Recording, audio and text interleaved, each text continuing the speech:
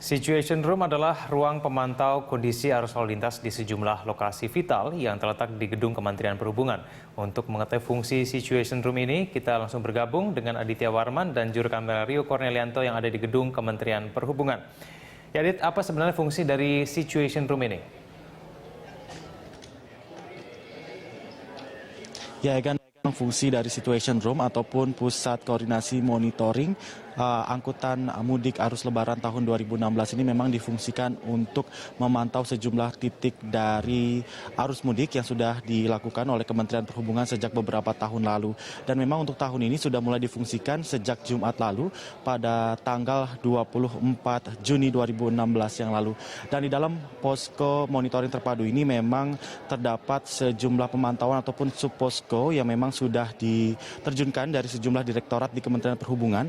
Di antaranya ialah angkutan darat, udara, laut, dan juga perkereta apian. Egan, kami juga dapat menginformasikan bahwasanya di dalam posko ini juga terdapat sejumlah posko, subposko maksud kami dari sejumlah institusi terkait yang memang memiliki fungsinya masing-masing dalam pengkoordinasian dan juga pengawasan dari arus mudik di tahun 2016 ini.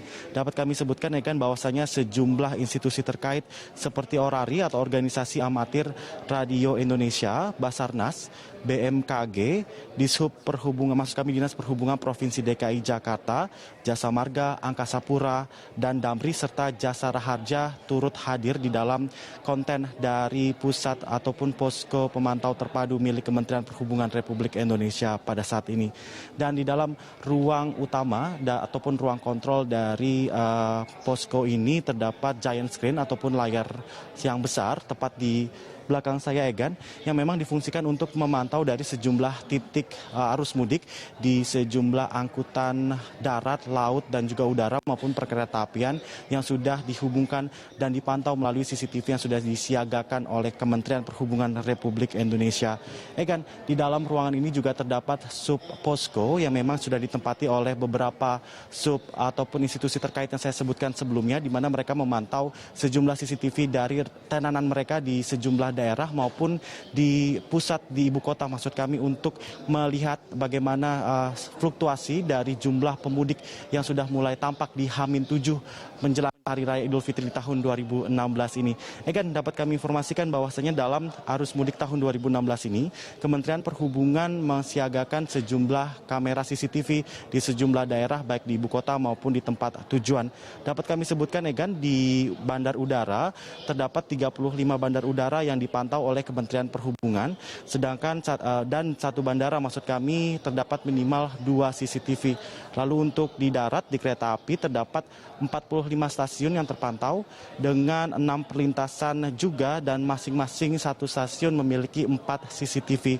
Dan juga di tol Cikampek, berdasarkan informasi yang kami dapat, memiliki sebanyak 71 CCTV, dan total dari ruas jalan nasional yang dihubungkan melalui titik-titik arus mudik terdapat 50 CCTV yang dipantau oleh Kementerian Perhubungan.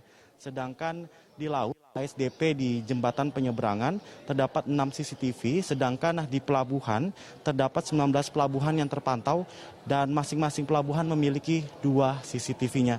Egan, dapat kami informasikan selanjutnya bahwasanya informasi lalu lintas dan juga himbauan keselamatan ini nantinya juga akan disampaikan dari Kementerian Perhubungan kepada masyarakat ataupun pemudik melalui media sosial dalam bentuk variabel message service, Facebook, dan juga Twitter.